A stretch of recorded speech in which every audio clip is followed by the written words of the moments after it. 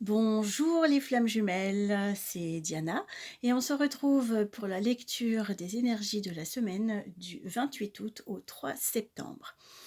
Alors ici une colonne pour le chaser, une colonne pour le runner et des cartes pour la relation.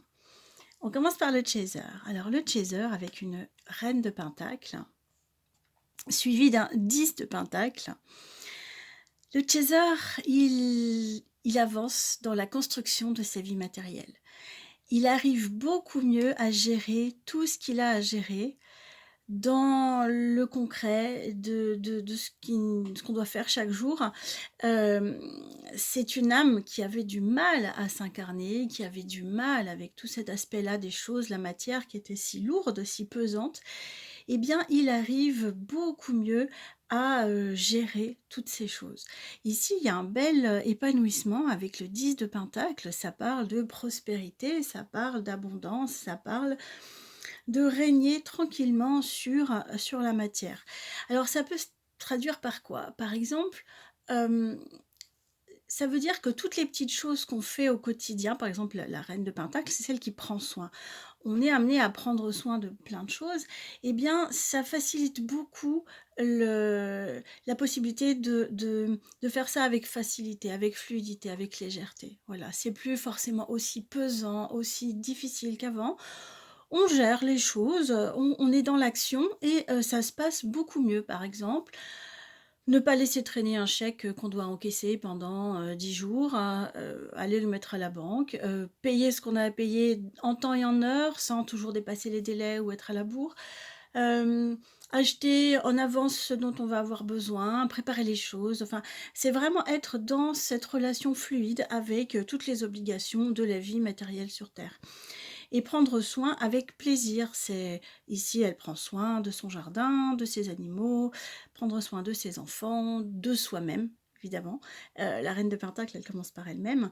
Donc voilà, le chaser, il arrive beaucoup mieux à prendre soin de son corps, de sa santé, de ses affaires, de son business, de sa maison, et cetera. Donc ça se construit et il y a un parallèle entre la construction intérieure du chaser et sa construction de vie extérieure. Donc c'est très, très positif. La carte conseil, c'est un page d'épée.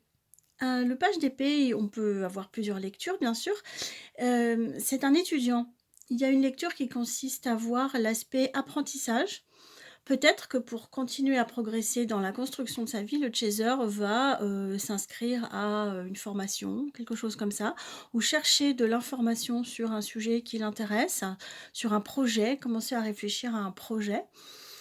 Et l'autre aspect de la carte, c'est la communication. Alors peut-être que le chaser va, tenter une reprise de communication avec son runner, une reprise de contact, pour voir ce qui se passe. Si le chaser est suffisamment serein et en paix, il peut juste, tendre, une perche et puis voir comment l'autre s'en saisit.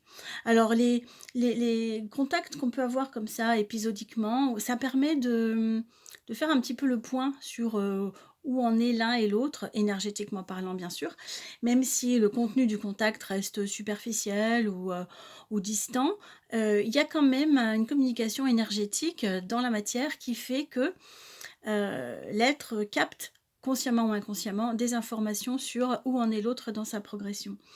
Et c'est très, très intéressant parce que cette semaine, le runner marque une vraie progression. Ici, c'est le chariot, la lame numéro 7. Le chariot, ça avance bien et ça avance vite. Dans ce jeu le chariot est représenté avec 2 directions, comme s'il y avait un tiraillement encore, un choix à faire, mais en tout cas, ça avance. L'évolution, c'est le 2 de coupe. C'est une très, très belle carte qui parle de, l'alliance, du contrat, des 2 parties qui fonctionnent bien ensemble. Et alors moi, ça me parle avant tout, même avant la relation avec son chaser, ça me parle déjà de sa relation à lui-même. C'est-à-dire que là, pour moi, le runner a réussi à comprendre quelque chose par rapport à son positionnement face à son entourage et face à lui-même. Il va se choisir. Il va, décider de pactiser avec lui-même et se choisir en priorité, quitte à, voir certaines personnes se détourner de lui, mais en tout cas, il a assez donné pour les autres, pour, toutes ses obligations. Et là, il décide de suivre sa voie intérieure et donc de faire cette espèce de réunion déjà à l'intérieur de lui qui peut préfigurer une réunion avec son autre. Alors c'est intéressant parce que là, on a le chaser qui lui s'enracine de plus en plus dans sa vie propre et le runner qui lui était, bien entouré dans un certain cadre. Lui, il va commencer à se désolidariser de ce cadre, à se détourner des obligations qui viennent de l'extérieur pour essayer, de suivre sa propre voie. Et voyez, le conseil, c'est la mort qui est représentée par ce fantôme avec une épée qui tranche une corde qui ne tient plus qu'à un fil.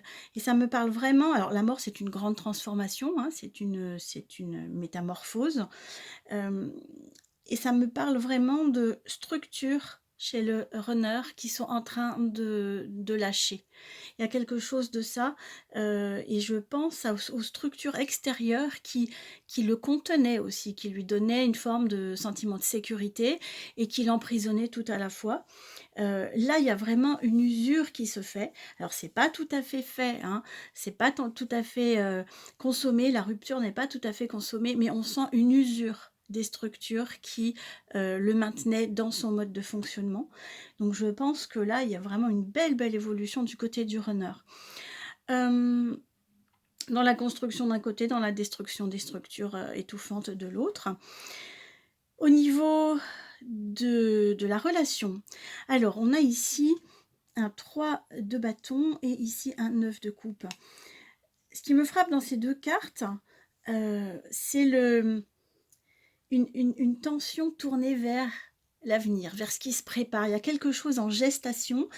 Ici, c'est clairement une carte de gestation, de quelque chose qu'on sent, qu'on voit, qu'on pressent, mais on est encore sur cette rive-là et ce qu'on attend, ce qu'on espère est en train de se construire sur l'autre rive. Il y a cet entre-deux-là, il y a ce moment où ça existe déjà en 5D par exemple, mais ce n'est pas encore matérialisé en 3D. Mais il y a cette chose qui fait qu'on est tourné vers cet avenir.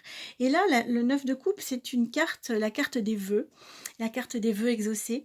Et là aussi, dans cette attitude de la petite sorcière qui ferme les yeux et qui fait un vœu, on a cette tension, enfin, c'est pas une tension, c'est plus une attention tournée vers, ce qu'on désire. Il y a ce désir vibrant à l'intérieur et déjà quelque chose qui se manifeste puisqu'on a, on a 9 coupes magnifiques qui sont posées sur ce château. Pour l'instant, un château de sable, mais qui ne va pas tarder à se matérialiser beaucoup plus, concrètement. Hem Donc voilà, on est en route, ça se construit, on est toujours, tourné vers cette, relation très, très précieuse, hem et les choses évoluent à leur rythme de part et d'autre, mais c'est très, très beau. Donc où que vous en soyez, cheminez bien, profitez. Je sais que des fois ça paraît trop lent, on a hâte, et en même temps on sait intérieurement, on sait quand on n'est encore pas tout à fait prêt. Donc profitons de chaque instant du voyage et de ce qui se construit là de très, très beau. Je vous embrasse, je vous souhaite une bonne semaine et puis on va se retrouver la semaine prochaine. En attendant, n'hésitez pas à mettre un commentaire pour, dire où vous en êtes ou comment vous voyez les choses de votre point de vue et puis vous pouvez me joindre aussi par, le mail pour demander une séance privée pour travailler plus précisément sur, là où vous en êtes dans votre parcours. À très bientôt. Au revoir les flammes jumelles.